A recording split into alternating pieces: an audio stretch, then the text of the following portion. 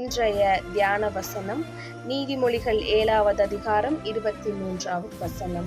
ஒரு குருவி தன் பிராணனை வாங்கும் கன்னியை அறியாமல் அதில் விழ தீவிரிக்கிறது போலும் அவளுக்கு பின்னே போனான். அம்பு அவன் ஈரலை பிளந்தது.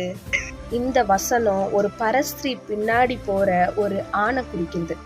இந்த காலத்துல என்னுடைய மனைவி என் மேல நான் எதிர்பார்க்குற பாசத்தை காட்ட மாட்றாங்க, என் கணவர் என்கிட்ட பேசவே மாட்டாரு, எனக்கு டைம் ஸ்பெண்ட் பண்ண மாட்டாரு அப்படின்னு சொல்லி நீங்க ஒரு ஆண் நண்பரையோ ஒரு பெண் தோழிக்கிட்டையோ நீங்க நல்லா பேச ஆரம்பிக்கிறீங்க அப்படின்ற பட்சத்துல உலக பார்வையில தவறா இல்லாம இருக்கலாம், பட் கர்த்தரோட பார்வையில அது தவறு.